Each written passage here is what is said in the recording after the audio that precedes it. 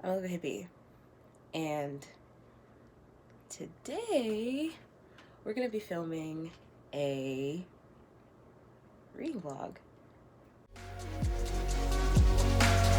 Talking to myself cause I don't know what I want. Yeah, I'm here talking to myself like someone's gonna respond. I'm getting tired of myself cause I don't know what I want. But I'm not out here on my own. Wondering if it is forever. So it's been a little while since I've filmed a reading vlog because I wanted to chill out with the reading vlogs because I was making a lot of reading vlogs in early December. But I think that I've put a little distance between myself and the reading vlog for a while, so I think it's time to circle on back to that. And I'm reading something that I'm super excited about. I'm reading Pestilence by Laura Thalassa. I started it last night before I went to bed, and I am on page 32, chapter 6. And I love, love, love, love. One thing about me, one of my little quirks as a reader is that I love short chapters. Okay, I love short chapters. They make me feel like I'm reading so much. I've learned to tolerate long chapters, but I like short chapters are where my heart is. Okay, my heart is with short chapters. So I'm so excited. I like it so far. It's basically about the apocalypse, about the end of the world, and about the four horsemen that are mentioned in Revelation chapter 6. And I, I think it's really good. I think it's really good. So you're going to follow me today as I read this on a Sunday. I probably won't finish the book today. But at the end of the night, I'm going to end the vlog, and then I'll probably do a review so that I don't leave this unfinished.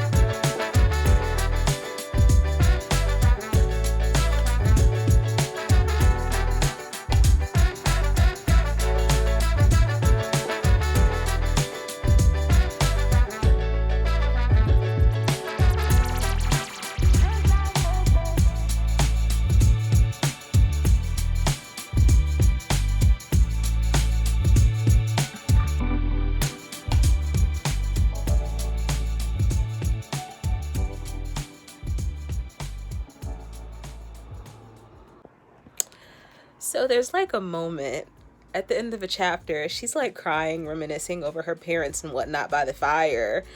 And she's still, she's tried to escape from from Pestilence, but of course he caught her. He shot her down with arrows.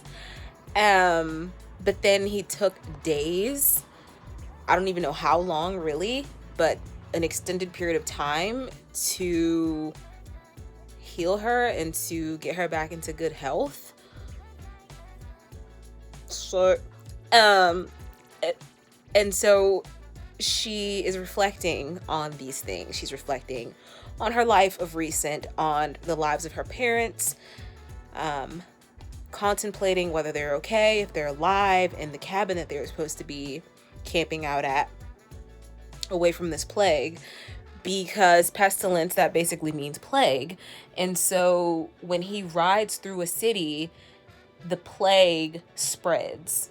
And so the idea was that she was supposed to go with her parents to this out of the way cabin in hopes of being far enough away from his riding path that the plague doesn't touch them and that it bypasses them essentially.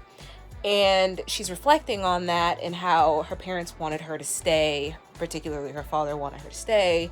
And she decided to stay at her post, like I told you before, at the fire station to draw lots with her coworkers to figure out who was going to stay and try to defeat Pestilence. And she's reflecting on these things until she starts crying. And then he like comes behind her and he's like, "Oh, I'm half surprised that you didn't, try to escape." And he had taken a bath.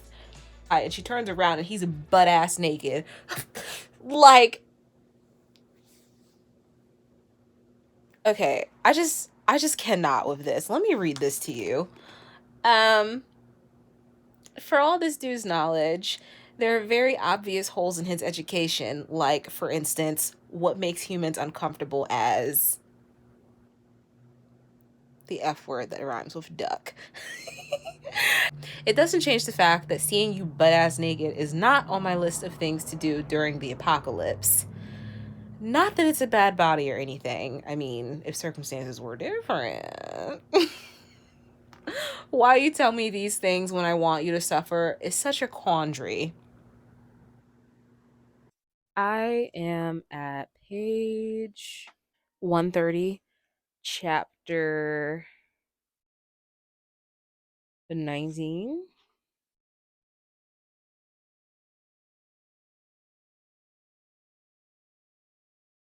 Oh, no, never mind.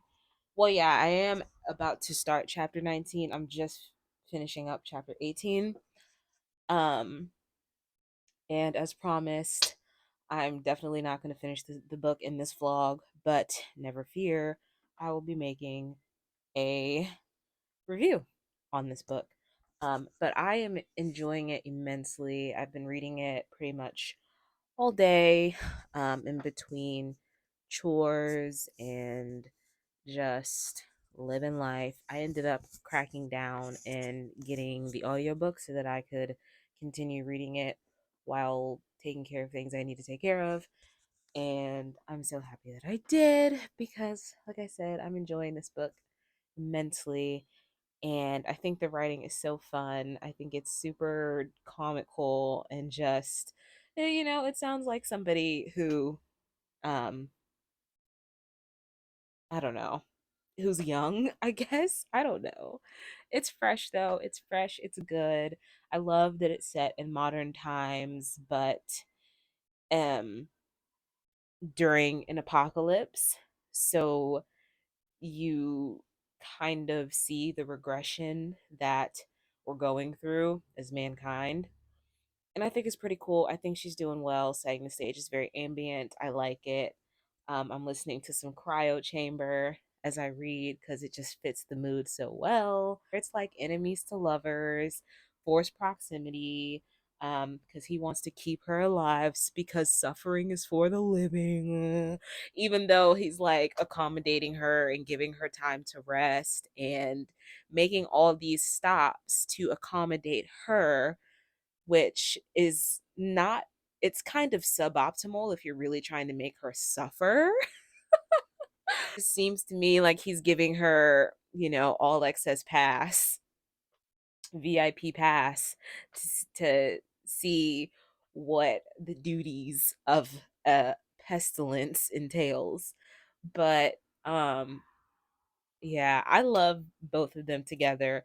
I love Sarah. I love Pestilence. Their banter is just top tier.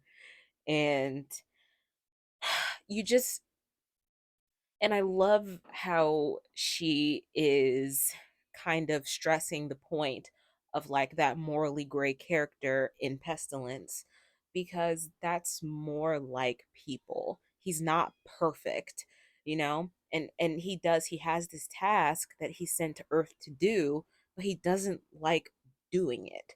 He doesn't like watching the repercussions of what he's done, and we see him taking care of her and accommodating her like I said before. And even though he's sent here to kind of end the human race, he still feels remorse for what he's done, and he still is finding it in his heart to take care of this human that tried to kill him, because ultimately he understands why she tried to do it, even though he won't say it. But yeah, that's gonna bring us to the end of the video. Thank you for watching. I hope you have a good day. I hope you have a good evening, and most importantly, I hope you read a good book. Bye.